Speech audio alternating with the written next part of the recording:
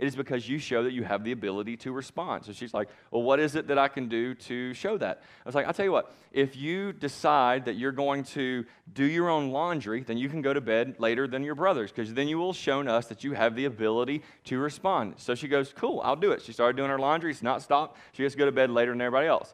Well, Ethan decided that he wanted to also, have the opportunity to go to bed early. He's like, you know what, Dad? Piper started going to bed a little bit later when she turned this age, and I just figured I'm getting about the same age, so when is it that I get to go to bed a little bit later? Same thing. It's like, listen, you don't get that freedom because you have gotten older. You get it because you've shown your ability to respond. And Piper decided that what she was going to do is that she was going to start doing her own laundry. So if you would like to start doing your own laundry, then you can go to bed at that time. He goes, I'll just go to bed when I'm going to bed. I'm not doing my own laundry.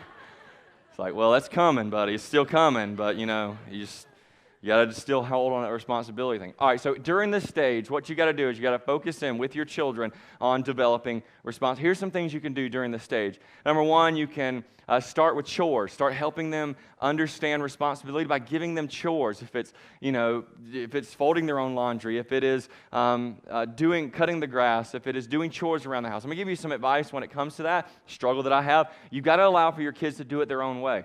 They may fold laundry different than you. They may cut grass differently than you. They do need to be held to the same standard, but the way that they get to that, you've got to give them a little bit of freedom, because one day you're going to launch them into the world to make decisions all by themselves. So this is a great thing for you to do, is to help build some responsibility by giving them chores. Another is to begin to teach them about money.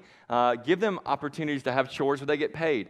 I see this happen in my home all the time. Ethan's always the kid who has money. And the reason why is because he's always willing to work. If you asked him right now, hey, you want to come over and, cut my grass or rake the yard, he's going to say yes. He probably